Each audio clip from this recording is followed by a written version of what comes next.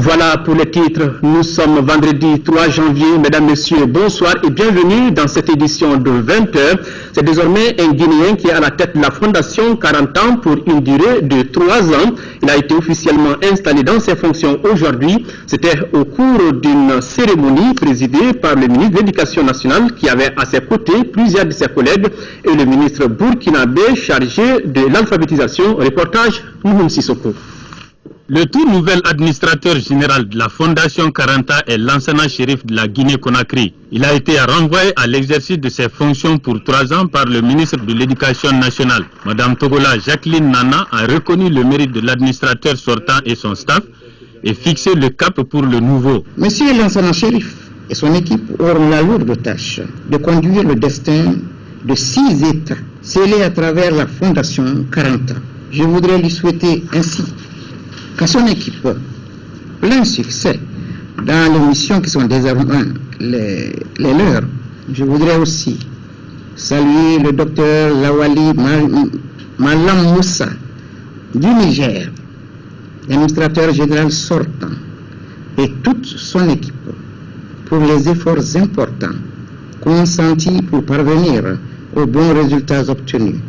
Selon le ministre burkinabé en charge de l'alphabétisation, les défis à relever sont nombreux. Pour que 40 ans soit beaucoup plus visible, il faut qu'elle accompagne les politiques éducatives des pays, notamment dans la question de la formation, la question de la communication et la question également du développement des centres d'éducation de base. Le nouvel administrateur dit prendre toute la mesure de la mission.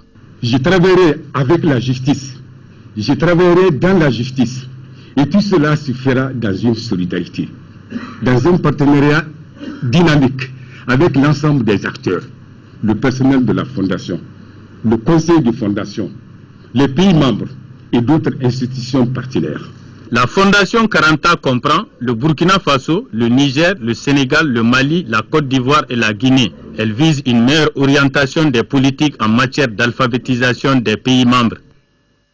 Remettre l'administration en marche au nord de notre pays afin qu'elle puisse jouer pleinement son rôle dans le développement du Mali, c'est l'objectif de cette visite de terrain entreprise par le ministre de la Défense et des anciens combattants à Gao. Soumeilou Boubei Maïga s'est rendu dans les locaux de la police, de la garde et de la gendarmerie nationale, pour constater leurs conditions de travail. Nous retrouvons le reportage de Daouda Zoumana Traoré. L'administration à Gao reprend lentement mais sûrement. Il y a de cela 1 an, peu de personnes auraient cru à cette rapide reconquête des zones occupées. Tels sont quelques extraits de l'adresse du ministre de la Défense et des anciens combattants aux structures chargées de la défense et de la sécurité à Gao. Au nom du gouvernement, Soumeilou Boubei Maïga se dit réconforté par les efforts fournis par les forces engagées et leurs alliés.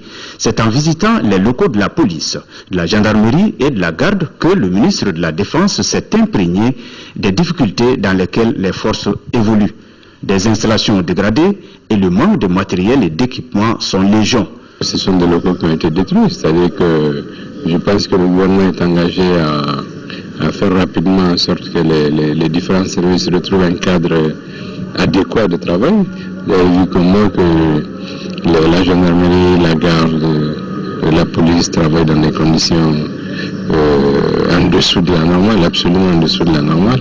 Et je pense que les efforts sont en cours pour qu'ils retrouvent un peu des normes de fonctionnement. J'étais les encourager, leur annoncer ce qui est en train d'être fait. Même si beaucoup a été fait, la présence du ministre dans ces locaux va davantage galvaniser les forces chargées du maintien de l'ordre, bref, de la sécurité des personnes et de leurs biens. La visite du ministre de la Défense nous va droit au cœur. Il est venu, il a pris contact, il a su la réalité du terrain. Je crois que dans les jours à venir, il prendra les dispositions nécessaires pour nous mettre, pour améliorer davantage nos conditions de travail. C'est pour relever les défis qui s'imposent à l'État que la gendarmerie et la garde nationale sont revenus dans leurs anciens locaux malgré leur dégradation. Je pense honnêtement que tous ceux qui sont actuellement sur le théâtre, que ce soit les militaires, les policiers, les gendarmes, les gardes, même les fonctionnaires civils, méritent une certaine reconnaissance de la part de l'ensemble du pays, parce que c'est là qu'on voit que la citoyenneté, c'est quelquefois un vrai sacerdoce. Il y a un engagement patriotique indéniable et qui doit être encouragé, qui doit être soutenu, parce que c'est là aussi que se joue en grande partie l'entièreté de notre nation. Par cette visite du ministre de la Défense et des anciens combattants, un grand espoir est rené dans la mise en état de ces services dont la place est importante dans le retour de la paix et de la sécurité au nord du Mali. Restons à Gao pour parler cette fois-ci école, grande fête à l'IFM de Gao où a eu lieu l'inauguration des locaux réhabilités de cet établissement couplé à la rentrée académique 2013-2014. Cette réhabilitation a été possible grâce à l'appui financier estimé à 9 millions de francs CFA de l'opération Serval. L'Institut de formation des élèves maîtres de la cité des Askia avait été pillé par les djihadistes. Compte rendu Daouda Zoumana Traoré. Cette réhabilitation est intervenue après le saccage des locaux de l'Institut de formation des maîtres par les groupes armés a concerné 12 salles de classe, un bloc administratif, le foyer et des toilettes. À ces infrastructures s'ajoute le volet électrification pris en charge par la direction de l'école. C'est donc un directeur, un personnel et des centaines d'élèves maîtres qui sont satisfaits d'avoir repris le chemin des classes. Cette reprise a été rendue possible grâce à la volonté des autorités administratives, grâce à la volonté de la collectivité, mais aussi et surtout grâce à l'appui de la force Serval. Serval qui, dans sa prévoyance, a compris que la formation des jeunes est la meilleure réponse aux défis de la société moderne. L'un des défis majeurs de la refondation de notre système éducatif est la scolarisation universelle de tous les enfants d'ici l'année 2020. Les instituts de formation des maîtres constituent l'un des meilleurs moyens pour l'atteinte de cet objectif. L'opération Serval, fidèle à ses engagements, a financé cette rénovation à hauteur de 9 millions de francs CFA. Vous, les élèves maîtres, vous avez un rôle essentiel à mon sens entre les générations. D'un côté, il y a les anciens qui incarnent la sagesse, il y a les jeunes qui incarnent l'avenir du Mali, qui incarnent la force vive de votre pays. Et entre ces deux générations, il y a vous qui avez cette lourde mais importante mission de l'éducation de la jeunesse malienne.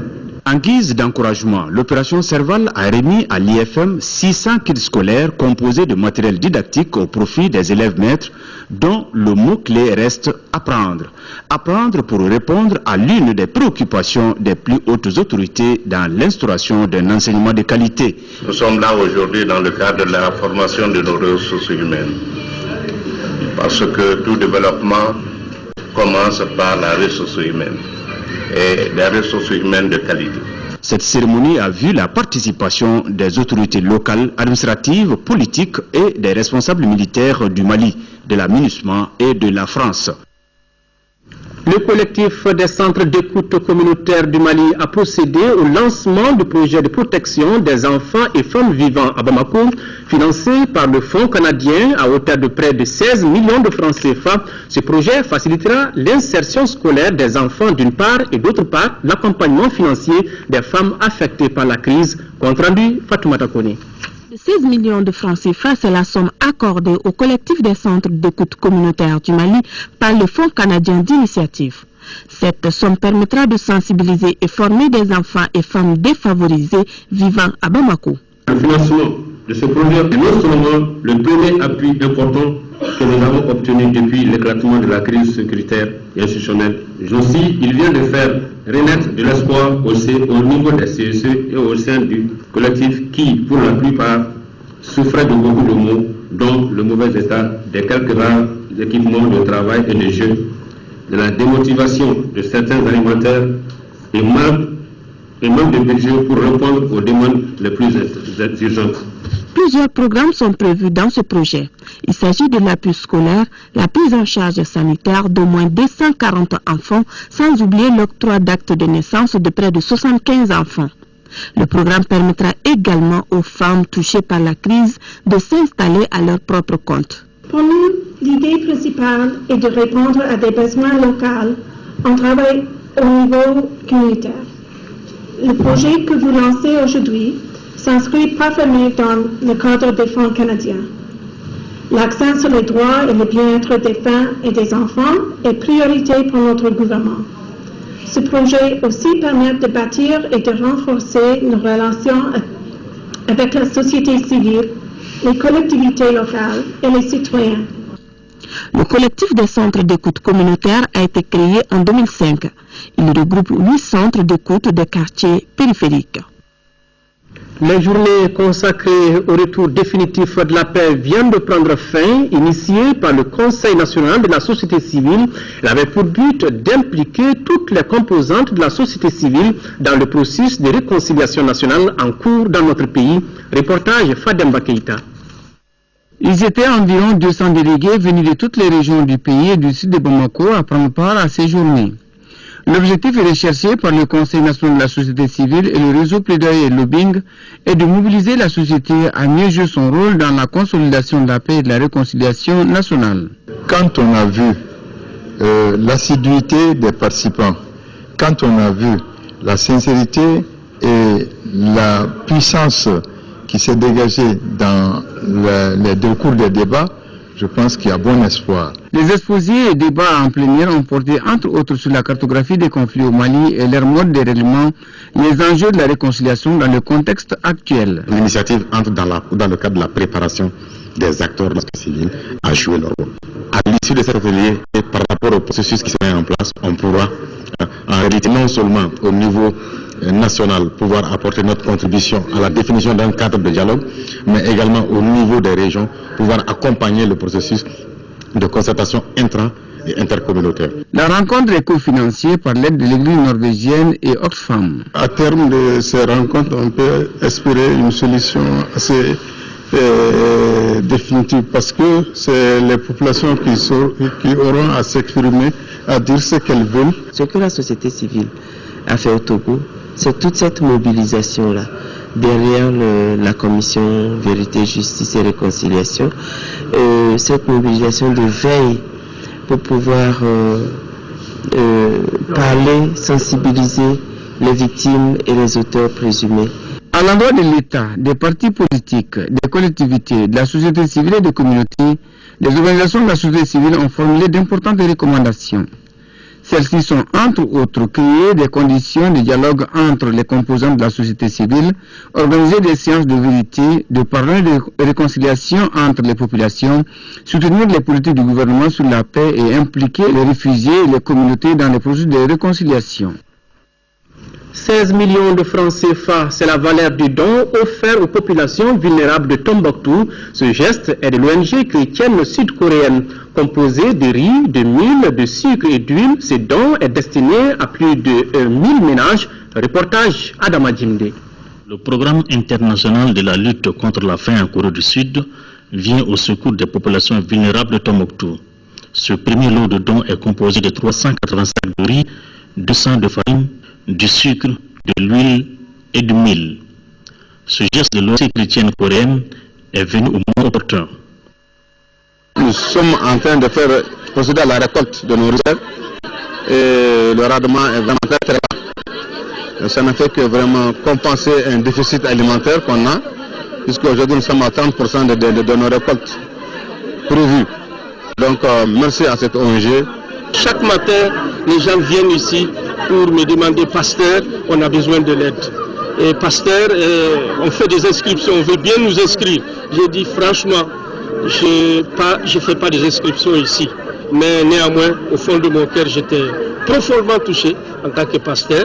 Et c'est ainsi que finalement, à Bamako, j'ai contacté un ami, donc qui est aussi pasteur, et donc de Forest Square, de l'église Forest Square, et je lui ai présenté le problème. Le montant de l'aide, c'est 16 700 000 francs CFA. Le pasteur coréen s'est dit attristé par la situation humanitaire que vivent les populations après l'occupation, d'où sa réaction. Depuis l'année passée, j'ai entendu bien de la situation de Tombouctou. Donc, mon ONG aussi intéressé de le cri de Mali et la situation de Tombouctou. Donc, j'ai demandé de mon ONG pour aider la population de Tombouctou. Cette opération est destinée à plus de 1000 ménages de Tombouctou qui vont certainement bien commencer la nouvelle année. Restons toujours à Tombouctou. La 5e région militaire vient de recevoir de nouveaux éléments. Les officiers supérieurs ont saisi l'occasion pour présenter ces recueils, remettre de nouveaux galons à 5 récipiendaires et féliciter les éléments qui ont fait valoir leurs droits à la retraite. À tous, la hiérarchie a réitéré la reconnaissance de la nation pour les efforts consentis. Écoutons le colonel Keba Sangare au micro de Adama Djimde. Officiers, sous-officiers, militaires du rang des forces armées et de sécurité, la cérémonie est le souhait de tout chef. Elle marque la reconnaissance des militaires qui ont fait valoir leur droit à la retraite, qui coïncide avec l'arrivée de jeunes soldats et la remise des galons aux nouveaux promis. Aux anciens qui viennent de faire valoir leur droit à la retraite, je vous dis merci pour tous les efforts consentis pour notre beau pays, le Mali. Au nouveau promis, n'oubliez jamais que le grade constitue l'aptitude à exercer des fonctions déterminées. Il confère une appellation, des prérogatives et comporte des obligations.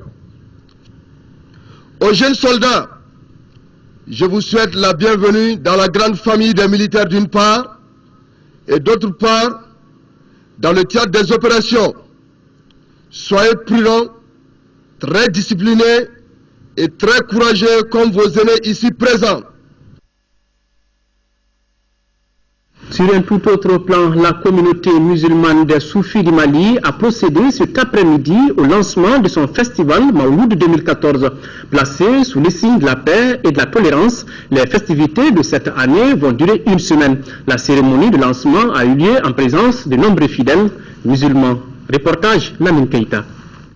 Lecture du Coran, chants religieux en faveur de la paix pour le Mali ont été les temps forts de cette cérémonie de lancement du Maouloud 2014 de la communauté musulmane des Soufis du Mali, pour laquelle le Maouloud 2014 revêt une signification particulière. La célébration du Maouloud pour nous Soufis fait partie de notre quotidien. Tout simplement parce que le Maouloud mérite d'être fêté. Mérite d'être fêté parce que c'est grâce à la naissance du prophète Mohammed sallallahu alayhi wa sallam que l'humanité a retrouvé son souffle. C'est lui qui fut le premier ou bien la première personne sur l'écosystème universel à défendre même les droits de l'homme. La fête du Maouloud 2014 s'inscrit dans un cadre particulier qui marque le retour de la paix dans notre pays. Nous avons placé le Maouloud sous le signe d'abord de la paix, de la tolérance, du pardon. Vous savez, sans ces trois valeurs, l'humanité n'a pas de sens. Donc, Dieu dit dans le Saint-Coran, وَمَا أَرْسَلْنَاكَ إِلَّا رَحْمَةً لِلْعَالَمِينَ. Mohammed, vous êtes un miséricorde pour l'humanité tout entière. Quand on parle de l'humanité, sans pardon, sans tolérance, quand on parle de l'humanité sans la paix, je pense bien que l'humanité n'a plus de sens. Au cours de la semaine du Maouloud, du 13 au 19 janvier 2014, plusieurs activités seront au programme. Entre autres, des conférences-débats, des matchs de football, des prêches et des prières. Religion toujours, l'Assemblée de district des témoins de Jéhovah a débuté ce matin à Bamako. Cette rencontre de 3 jours est organisée par le Collège central des témoins de Jéhovah. Des sujets comme la vérité existe-t-elle ou la trouver seront au menu de la rencontre. Compte rendu, Rachel Tessoubé. Cette assemblée donne l'opportunité aux témoins de Jéhovah de mieux connaître la Bible. Elle enseigne que la vérité libère l'homme d'une vie éloignée de Dieu, des mauvaises habitudes et du désespoir. Le thème de l'assemblée, c'est la parole de Dieu est vérité. C'est basé sur Jean chapitre 17, verset 17. Donc cette assemblée a pour but de nous rappeler ce que nous devrions faire et comment nous devrions le faire. Donc c'est dans ce but-là. Ça va nous, déjà ça va nous rappeler ce que nous devrions faire pour annoncer à d'autres personnes cette vérité que nous avons. Les participants sont pour la plupart ravis d'être présents à cette rencontre qui leur permet de s'armer de courage pour affronter les difficultés de la vie quotidienne. Ça ça nous aide à mieux comprendre la parole de Dieu et à voir comment est-ce que nous pouvons l'appliquer dans notre vie de tous les jours. Et c'est sûr que cette application change beaucoup la qualité de notre vie, ça nous donne une meilleure vie. Par exemple, à cette assemblée, nous avons vu, le thème c'est la parole de Dieu et vérité. Et nous voyons que la vérité de la parole de Dieu, c'est vraiment utile. Les Témoins de Jéhovah sont une organisation religieuse internationale. Elle est présente dans plus de 230 pays à travers le monde. L'école fondamentale Madjouma Keïta de Sansandeng vient de célébrer son anniversaire. On prépare à cette fête les responsables scolaires, population, autorités locales et les anciens élèves de cette école. C'est ce que nous dit Diakaridia à Togola. Conférences, débats, semi-marathon, fêtes des marionnettes et concerts sont entre autres activités qui ont marqué les festivités du centenaire de l'école Madjouma Keïta de Sansanding dans le cercle de Ségou. Le chef de cabinet du ministre de l'Éducation nationale, Mme Diawara Aïchata Touré, a affirmé que l'école Madjouma Keïta joue un rôle essentiel dans le développement socio-économique de la localité. Il me semble pas utile de revenir sur l'importance de cette école dont le parcours à tout point de vue est remarquable. Dans la vie des hommes, 50 années c'est beaucoup, ça devrait être l'âge de la maturité et c'est l'expérience. Pour les institutions appelées à suivre à ceux qui les ont faites, 100 ans représente aussi l'âge vraiment de la maturité et l'expérience. Le chef de village, le président du comité de gestion scolaire et le maire de Sansanding ont invité les autorités nationales à accompagner davantage cette école qui a déjà formé plusieurs cadres du Mali. Cette école dont nous célébrons le centenaire doit représenter en performance une mission au service des populations du Mali en général et de celle de la commune rurale de Sansanding en particulier. Elle doit rester le socle sur lequel se construit le développement socio-économique de la zone. L'école fondamentale de Sansanding est créée par le colonisateur le 13 septembre 1913 et baptisée en 2011 groupe scolaire Madjouma Keïta. Elle accueille aujourd'hui plus de 1000 élèves. Nous restons à l'école. Autre grand titre de ce journal, je vous le disais, les universités de Bamako sont depuis leur création, sont confrontées à de sérieux problèmes de gestion des effectifs et des infrastructures. L'université des lettres et des sciences humaines de Bamako n'échappe pas à ce phénomène, dépassant de loin ses capacités d'accueil avec plus de 22 000 étudiants. Elle déploie d'énormes efforts pour remonter quand même la pente. Notre reporter Nando Dambélé est allé voir. Voici ce dossier. Issu de la scission de l'ex-université de Bamako, l'Université des lettres et des sciences humaines de Bamako est un établissement public à caractère scientifique, technologique et culturel qui a vu le jour en 2011. Elle est naturellement placée sous la tutelle du ministère de l'Enseignement supérieur et de la Recherche scientifique. Notre mission, c'est de contribuer, comme toutes les autres universités, à la formation supérieure, mener la recherche au service du développement. Sa vision est d'être au service de la promotion de l'homme par la formation et la recherche. C'est qu'il n'y a pas seulement que le département de langue, il y a le département de russe, le département d'allemand, d'arabe, et il y a la sociologie, l'anthropologie, la philosophie, la psychologie et autres. À ce titre, elle est dotée de 2 facultés et d'un institut, qui sont la faculté des langues et des sciences du langage, la faculté des sciences humaines et des sciences de l'éducation et l'Institut universitaire de technologie IUT. Notre faculté, c'est la faculté des lettres, des langues et des sciences du langage. C'est certainement la plus grande structure de l'Université des lettres et des sciences humaines de Bamako. Nous avons 12 800 étudiants l'année dernière inscrits. Bon, cette année, les inscriptions ne sont pas encore terminées, mais on attendait 2250 étudiants et actuellement nous avons 2034. Ma faculté s'appelle Faculté des sciences humaines et des sciences de l'éducation. Donc c'est une faculté qui existe depuis novembre 2011 et qui comprend 4 départements. Il y a un département des sciences de l'éducation, un département de psychologie, un département de philosophie et un département de sociologie, anthropologie. Cet institut est créé effectivement à partir de 2011 aussi, avec la scission. Et nous avons 3 départements en réalité. Il y a le département de la communication, il y a le département des métiers du livre, des archives et de la documentation. Il y a également le département des arts. Malgré ses nobles ambitions, l'Université des lettres et des sciences humaines de Bamako fait face au crucial problème de gestion des effectifs, notamment au niveau du département d'anglais. Sur les 12 000 et quelques en anglais, on avait 9 000 et quelques étudiants. Donc vous comprenez déjà que la gestion est extrêmement difficile. À l'époque, nous avions prévu de nommer des adjoints au chef de département pour la gestion. Qu'à cela ne tienne, l'innovation au sein de la structure est l'Institut universitaire de technologie très convoité par les étudiants. Mon souci, c'est d'être un professionnel dans la communication et pour cela, il faut passer par cette filière. Pour les étudiants fréquentant les différentes facultés, tout se passe bien. Je n'ai pas assez de problèmes, ça va dans l'ensemble, je me débrouille beaucoup à apprendre à parler. Je préfère ça puisqu'on a des professeurs qui nous aident à mieux comprendre, à mieux s'exprimer et puis à pouvoir bien aimer ce qu'on aime. Rappelons qu'environ 22 658 étudiants, encadrés par 202 professeurs permanents, fréquentent l'Université des lettres et des sciences humaines de Bamako.